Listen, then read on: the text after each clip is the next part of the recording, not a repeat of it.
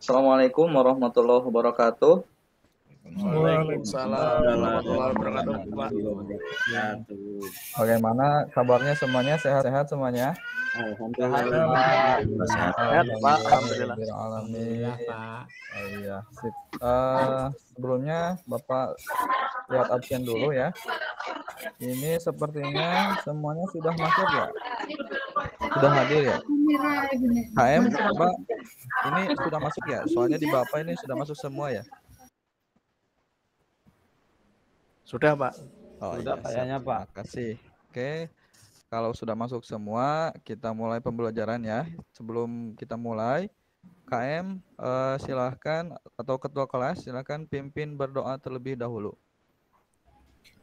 Baik Pak, ya.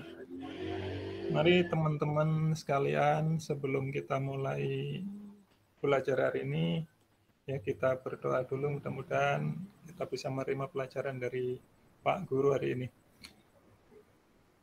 Berdoa dimulai. Berdoa selesai. Baik, terima kasih Purnama Hadi yang sudah memimpin berdoa. Mudah-mudahan kita selalu dalam keadaan sehat walaupun masih dalam pandemi ya. Tetap semangat untuk belajar, tetap semangat untuk meraih ilmu. Karena salah satu kegiatan hari ini kita itu adalah untuk menuju kesuksesan ya ke depannya. Ada beberapa pepatah mengatakan laut yang hebat itu terlahir dari ombak yang besar gitu ya. Jadi bukan terlahir dari air yang tenang gitu. Nah, begitupun selama kita ingin menjadi orang yang sukses, berarti kita harus bisa melalui ombak-ombak ataupun semua tugas-tugas ataupun halangan yang besar. Ada yang tahu proses pembuatan mutiara atau berlian itu seperti apa? Mungkin Kopi tahu itu proses pembuatan berlian seperti apa? Proses pembuatan berlian setahu saya itu dari dalam tanah, Pak. Di Iya, bawah gunung, betul di sekali. lapisan tanah yang paling bawah gitu, Pak. Iya, berlian itu kan yang benar kata Nopi sampaikan. Jadi dibuatnya itu diambilnya itu dari tanah yang lapisannya itu paling dalam dan itu memerlukan proses yang sangat-sangat sekali panjang. Dan jadilah berlian itu memiliki nilai yang sangat berharga gitu kan.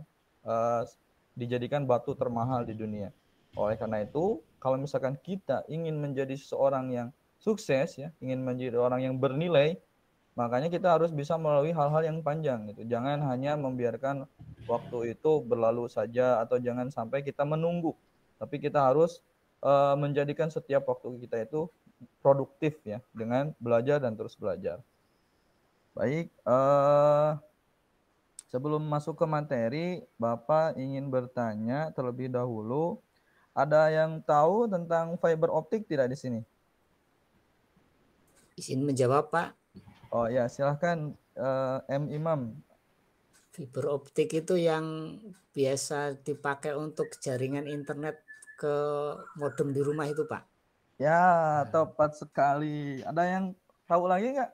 Ada yang pernah lihat fiber optik atau selain Pak Imam? Itu betul ya yang Pak Imam sampaikan itu? Yang apa kata Pak Imam tadi bilangnya? Yang suka?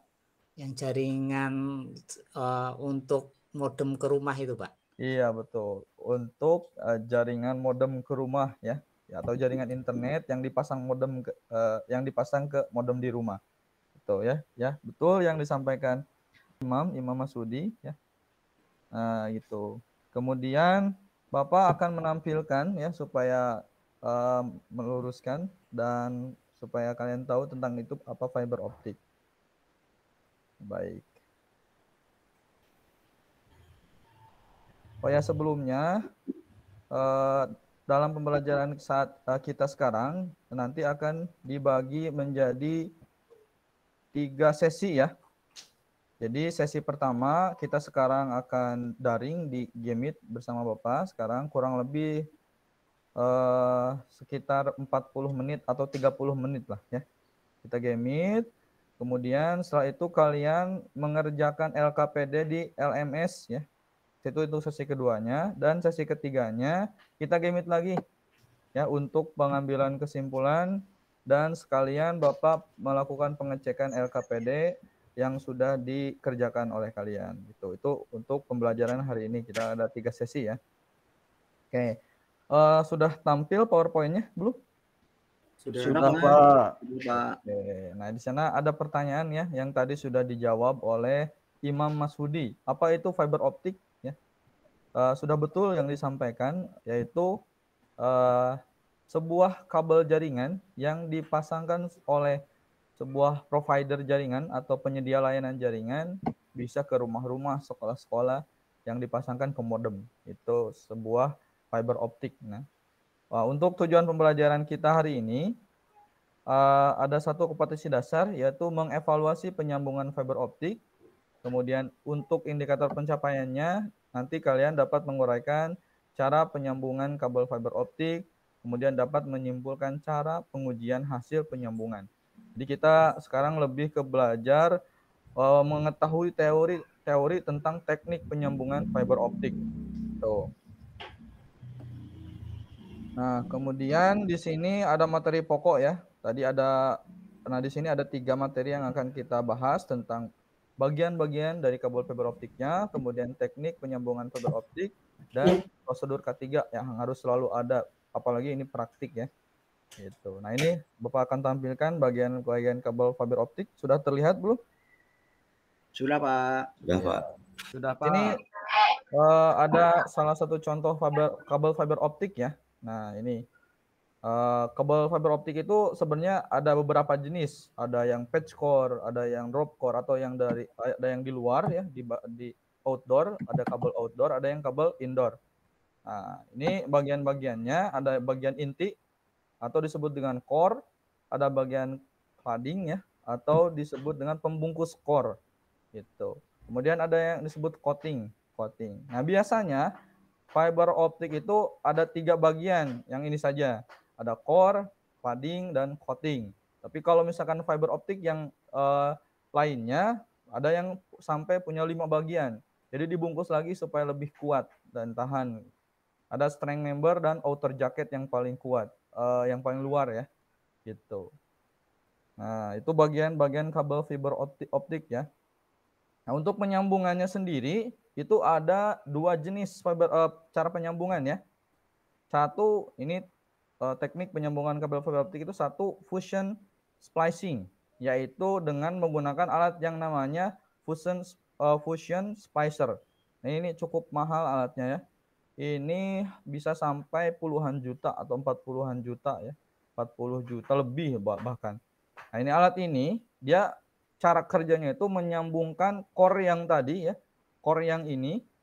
Nah, jadi kalau misalkan ada 2 ujung kabel yang terputus atau mau disambung, yang disambungkannya itu bagian core-nya yang ini, yang sudah dikupas gitu, bagian cladding dan bagian coatingnya. Kemudian disambungkan, nanti dimasukkan ke mesin yang ini, 2 buah ujung kabel itu disambungkan ke sini. Jadi prosesnya itu hampir mirip seperti proses solder gitu, disambungkan menggunakan alat ini gitu. Kemudian itu teknik fusion splicing. Yang kedua, bahannya di sini disebutkan ya. Ini bahan yang paling utama yang harus ada di fusion splicing, pakai alat ini yang tadi fusion splicer. Tambahannya dia menggunakan selongsong atau sleeve istilahnya. Jadi selongsong ini jadi pembungkus, ini contohnya ya. Di kabel yang sudah disambung ujung satu dengan ujung yang kedua itu dikasih selongsong supaya kuat gitu ya. Lebih kuat nanti kabelnya. Selanjutnya ini ada kelebihan ya. Kelebihannya diantaranya menyediakan intersection loss yang lebih rendah gitu, dibandingkan dengan teknik penyambungan yang lainnya. Nah, ini kekurangannya.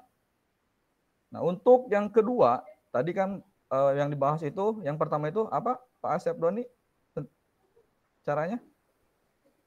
Coba masih ingat? Lupa Pak, jaringan saya jelek nih. Gimana iya. ya? Atau Maaf coba ya, Nopi masih ingat nggak? Yang pertama tadi teknik penyambungannya apa? Ayo. fusion splicing, Pak. Iya, tepat sekali ya. Berarti memperhatikan. Ayo, Asep Doni, ya, jangan Ya. melamun ya. Semangat, Maaf semangat. Pak ya, semangat. maaf Pak. Ya, siap. Nah, ini yang kedua. Yang kedua itu mechanical splicing. Yang tadi pertama itu betul yang Nopi sampaikan. Fusion splicing. Yang kedua itu adalah mechanical splicing. Lebih ke menggunakan peralatan mekanik gitu ya. Ini peralatannya itu fast konektornya. Jadi ujung kabel yang satu dipasang fast konektor, atau kalau dianalogikan di kabel UTP itu dikasih konektor RJ45-nya dulu ujung yang satunya, ujung yang keduanya juga sama. Jadi dikasih fast konektornya dulu, kemudian disambungkan dengan peralatan mekanik ini, namanya adapter fast konektor. Ini harganya murah ya, hanya berkisar 1.500 gitu, atau barrel disebutnya. Nah, ini harganya sekitar 5.000, ini sekitar 1.500. Jadi bermodalkan 12.000 sebenarnya sudah bisa menyambungkan kabel fiber optik itu menggunakan teknik mechanical splicing gitu. Jadi untuk teknik penyambungan kabel fiber optik yang mechanical splicing. Ini contohnya. Jadi ini ujung pas konektor yang sudah fiber optik yang sudah dikasih pas konektor, ini juga ada pas konektornya, ini disambungkan di tengah-tengah. Nah, hanya saja ini rawannya itu terkena hujan ya, atau basah kena air gitu. Makanya setelah melakukan pemasangan dengan mechanical splicing, biasanya dibungkus adapter ini menggunakan solasi untuk listrik biar lebih kuat gitu biasanya ya. Nah, ini untuk keselamatan kerjanya. Nah, biasa ya, kalau kita praktik itu harus selalu perhatikan keselamatan kerja.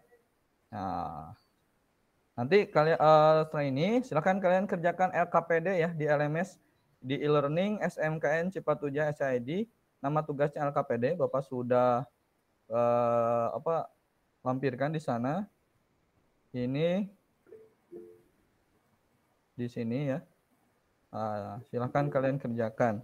Ada yang ingin ditanyakan sebelum kita masuk ke LKPD? Ya, silakan. Izin bertanya, Pak. Ya, silakan Andi. Tadi kan tentang fiber optik, Pak ya. Ya, saya betul. dari sepemahaman saya ada juga yang untuk jaringan itu ada namanya kabel UTP. Oh iya, betul. Ya. Betul Andi. Nah, ini bedanya dengan kabel UTP itu apa, Pak ya? Ya, pertanyaan yang bagus ya. Ya. Apa sih perbedaan antara kabel UTP dengan kabel fiber optik? Kan itu dua-duanya untuk kabel jaringan ya.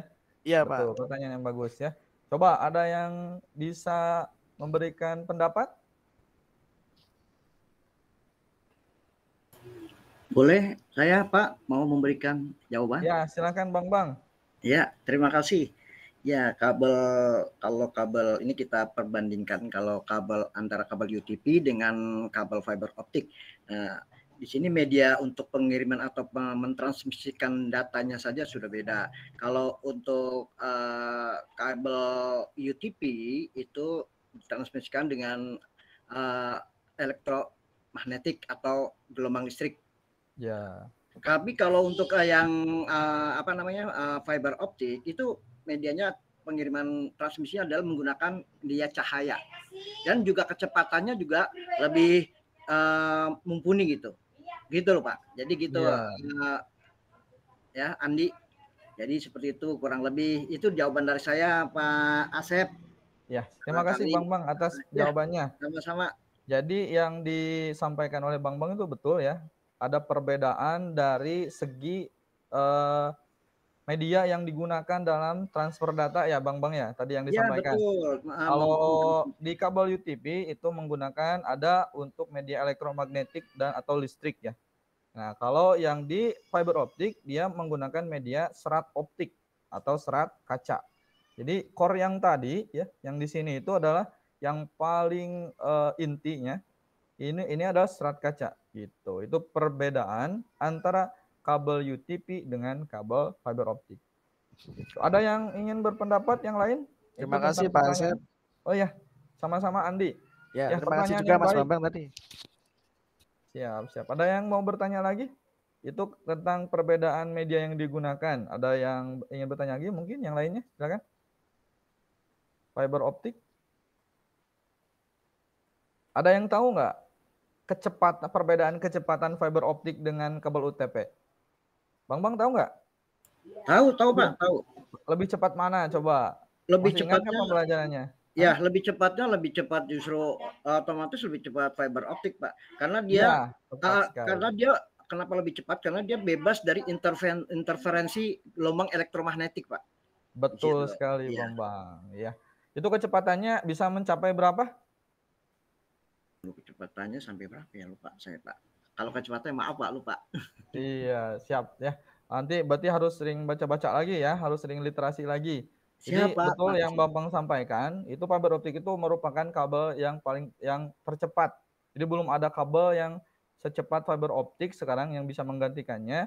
Jadi dibandingkan dengan kabel yang lainnya, itu fiber optik itu merupakan kabel yang transfer datanya itu cepat sekali. Bisa sampai 1000 Mbps. Itu kecepatan transfernya. Kalau yang UTP kan itu batasan maksimalnya sampai 100 Mbps ya. Nah, kalau ini bisa sampai 1000 Mbps. Jadi 2 kali lipat ya, Pak ya? Iya, betul. Ya. Jadi makanya ya kita sekarang belajar fiber optik. Jadi kalau misalkan kita punya modem ataupun punya jaringan internet di rumah lebih dari 200 Mbps, kalau kita sambungkan menggunakan misalkan mau sambungkan ke rumah bukan tetangga ya, ke rumah saudara kita yang memerlukan jaringan internet. Kalau misalkan kita sambungkannya menggunakan kabel UTP kan nanti transfernya cuma hanya 100 Mbps sesuai dengan kapasitas maksimal kabel UTP itu. Tapi kalau kita menggunakan kabel fiber optik, nah itu kecepatannya akan maksimal juga. Gitu ya. Baik, untuk teknik penyambungan yang tadi Bapak sudah sampaikan, silahkan kerjakan di LMS ya. Jadi untuk sesi sekarang, sesi 1, Bapak akhiri dulu sampai sini. Nanti setelah Bapak akhiri, silahkan kalian masuk ke LMS yang di sini, yang tadi sudah Bapak lampirkan. Kemudian di sana ada tugas, nama tugasnya LKPD 1 Administrasi Sistem Jaringan. Kerjakan secara mandiri atau nanti kalian juga bisa berdiskusi nanti di LMS gitu. Ada yang ditanyakan atau mau ditambahkan? Cukup? Cukup, Pak. Iya, siap. Cukup, Pak. Kalau sudah paham, silakan kalian kerjakan dulu di LMS. Kurang lebih nanti pukul 11 ya atau pukul 11 kita ketemu lagi di Gameit. Nanti Bapak akan sharekan link Gameitnya. Baik, Pak. Silakan kerjakan ya. Baik, Pak. Terima kasih, Pak.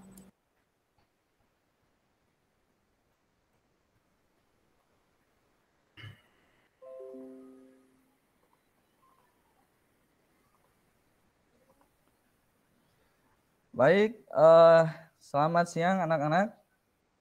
Siang, Pak. Selamat siang, Pak. Siang, Pak. Oke, sekarang kita bertemu lagi di sesi ketiga ya, pembelajaran administrasi sistem jaringan. Yang tadi Bapak pagi itu sudah membahas tentang apa coba Era?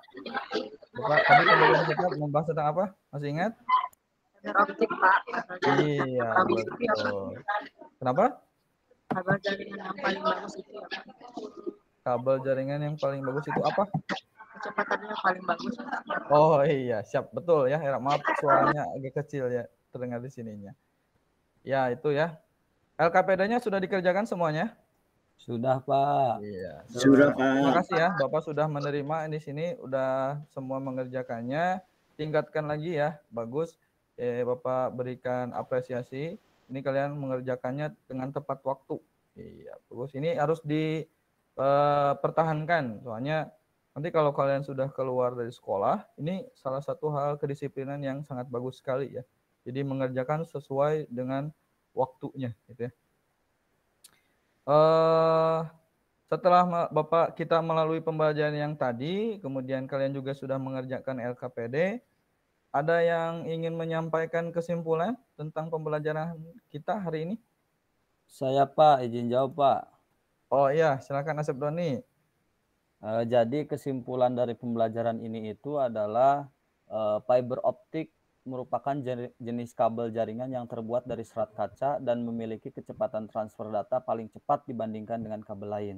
Teknik penyambungannya ada dua ya Pak ya. Yang pertama itu ada fashion splicing, kemudian ada mechanical splicing. Nah, itu mungkin Pak kesimpulan yang saya tangkap dari pembelajaran hari ini. Terima kasih Yep. Pak. Ya, tepat sekali Asep Doni ya. Berikan tepuk tangan untuk Asep Doni coba. Ya. Iya, biar semangat lagi ya nanti. Ya, bagus Asep Doni. Oh, berarti Siap, Pak. tadi sudah belajar literasi-literasi, terus membaca lagi modul yang sudah Bapak share di LMS ya. Kan ada di sana Betul, modul Pak. kan ya? Betul Pak. Iya, oke, sip. Jadi itu ya yang hari ini kita pelajari itu tentang fiber optik, ada pengertian, kemudian jenis bagian-bagian kabel fiber optik. Nih coba Bapak mau nanya ke Nopi. Ayo Nopi. Tadi kan Bapak menerangkan di pagi itu ada bagian-bagian kabel fiber optik ya. Nah, Iya. coba sebutkan satu bagian aja yang terdapat pada kabel fiber optik. Bagian apa coba? Masih ingat nggak? Masih Pak, ada core, Coba. ada cladding, Wah, bagus ya. Ingatannya Jaket. berarti bagus. Ya. Ya. Ada core, cladding sama satu lagi aja. jaket. Misal. Iya, outer jacket. Bagus ya. Berarti Nopi memperhatikan. Ya, teman-teman, anak-anak Bapak sekalian. Jadi tetap tingkatkan semangat belajarnya karena itu tadi ya. Kita belajar ini adalah untuk menambah ilmu pendidikan. Yang mana kan kalau dari beberapa pepatah juga, kalau kalian ingin mendapatkan dunia maka harus tahu ilmunya, dan kalau kalian ingin mendapatkan akhirat harus tahu ilmunya juga. Kalau kalian ingin mendapatkan keduanya harus tahu ilmunya juga. Makanya itu ya, yang paling penting dari semua hal itu adalah ilmu, bagaimana caranya dengan belajar dan terus belajar. Oke, jadi tetap semangat belajar ya. Tadi LKPD-nya terima kasih sudah Bapak terima. Kemudian tadi udah ada yang menyimpulkan juga Asep Doni tentang pembelajaran hari ini.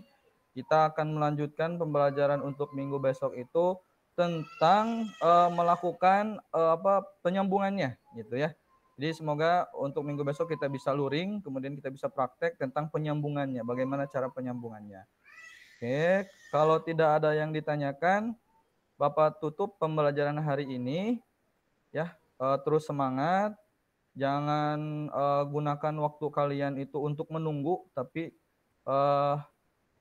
lebih produktif dah dalam setiap waktu kalian gitu. Oke. Baik, sebelum kita tutup, ketua kelas silahkan untuk memimpin doa terlebih dahulu. Baik, terima kasih Pak Guru. Ya, baik teman-teman sekalian, mari kita akhiri pembelajaran hari ini dengan mengucapkan rasa syukur. Ya, kita akhiri dengan membaca Alhamdulillahirobbilalamin. Alhamdulillahirobbilalamin. Baik, terima kasih semuanya. Assalamualaikum warahmatullahi wabarakatuh. Waalaikumsalam warahmatullahi wabarakatuh. Terima kasih Pak. Selanjutnya Ya, sama-sama Pak. dipersilakan sesi tanggapan Pak Andi Prasetyo. Siap Pak. Jadi bukan tanggapannya bukan hanya untuk Pak Ani ya, sebenarnya ditujukan ke semua kita ini. Ya silakan Pak Andi. Siap Pak, terima kasih. Pak Asep ini tadi untuk PPC-nya bagus sekali Pak. Terima kasih Pak. Jadi dari pendahuluan, diberikannya motivasi, pretest dan lain sebagainya saat berlawan sudah ter-backup semua. Untuk kedalaman materinya juga, bahkan interaksi dengan siswa pun sangat bagus. Terima kasih Pak Andi. Ya, terus untuk terakhir untuk bagian penutup pun juga masih diberi motivasi untuk kedepannya dan tindak lanjutnya juga sudah diberikan dengan jelas. Udah mungkin, Pak Andi? Udah? Ya, mungkin itu aja Pak. Soalnya yang saya amati ini tadi semuanya bagus Pak. Terima kasih Pak Andi. Mantap Pak Asep Sande. Ya, selanjutnya Bu Era. Iya Pak, terima kasih. Sama dengan Pak Andi ya, memang Asep bagus sekali. saya jadi takut bingung bikin harus dengan jadinya. Dari awal ada persepsi, motivasinya juga, intonasinya, kemudian dengan siswa juga ada apresiasi gitu ya. Kemudian di bagian akhir ada kesimpulan, dari kesimpulan yang dikasih oleh siswa disimpulkan lagi. Saya memang secara keseluruhan juga bagus. Terima kasih Ibu. Baik, terima kasih Bu Era. Senyum-senyum tuh Pak Asep Sandi itu. Mungkin dari Pak Hari masih sempat Pak Hari ke Pak Rianto kasih masukan. Oke, kita lanjutkan saja ya ke teman berikutnya, mungkin komennya sama. Jadi pada dasarnya penanggap-penanggap teman-teman ini bukan hanya yang lagi praktik micro teaching, mungkin teman-teman yang lain juga untuk mengoreksi teman-teman nanti pada saat tampil. Tidak perlu saya berikan masukan, cukup dari Pak teman-teman yang sebagai penanggap.